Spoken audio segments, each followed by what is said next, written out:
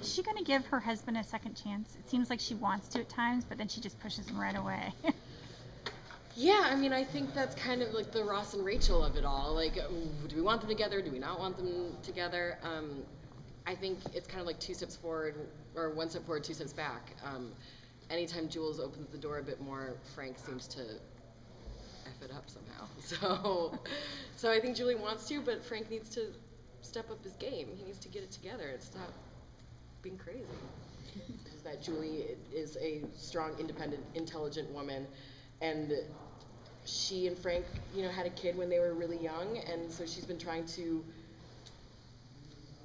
handle life in the best way possible as it's just constantly grenade tossed at her. So I think she's doing the best she can, and hopefully they'll be able to get it back on track, but her number one concern is Raimi, and making sure that Raimi is safe and protected and well-loved. And then hopefully at some point in time, Jules will have a moment to consider her own wants and needs, which I think we'll get to. I know we'll get to, actually. We know that no one on the cast knows who the Night of Killer is yet. Do you have any theories? Man, I mean, I feel like my theories change week to week. Like, for a while, I was convinced it was Satch. Like, right? You're on to me. Like, you're with, I thought it was Satch. He's just too much of a good guy. He's a good dude. There's got to be some skeletons in that closet, possibly my own. But I don't think it's going down that path. So really, I mean, Stan was too easy. Like, he's already sketchy. Like, he has other stuff going on. He's too busy being weird in other ways. He's not killing nurses. So I don't know, man. I'm at a loss. Do you like the mystery?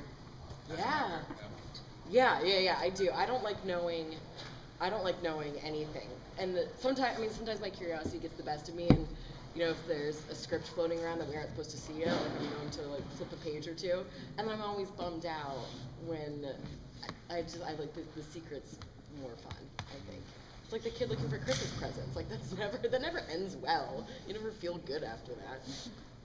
It's nice to get the script though and know that our writers are so awesome, and Jeremy, the showrunner, is so great that I can never predict what's going to happen. And every week it's, that's where they took it. Okay.